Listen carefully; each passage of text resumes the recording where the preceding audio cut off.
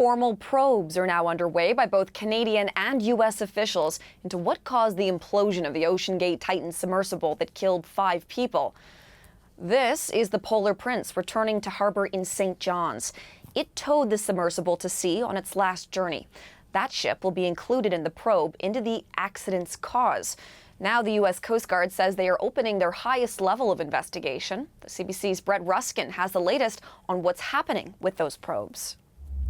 Another new investigation is now underway looking into what happened to that Titan submersible that went down to see the Titanic and, as we know, ended in tragedy. The U.S. Coast Guard has announced that it will launch an MBI, the Marine Board investigation, taking a look to see what happened, piecing together what may have caused and led to, and what could be prevented in the future from anything similar from happening again to this submersible. We know that the Canadian Transportation Safety Board has launched its own investigation. We know that the RCMP has launched its investigation as well. This is another investigation that has now already started. Here is the chief investigator from that MBI, from that operation, talking about what's going to be involved in the days and weeks and months ahead.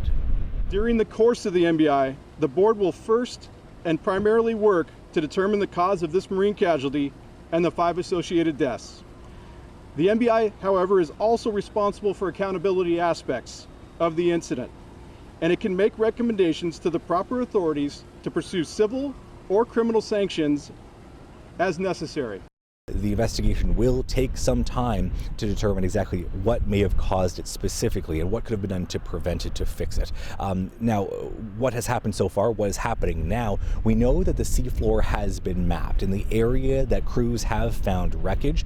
What is happening next is to have that wreckage, those pieces of wreckage, brought up, analyzed, and really effectively piece back together what may have happened here to, again, get to the bottom of this tragedy.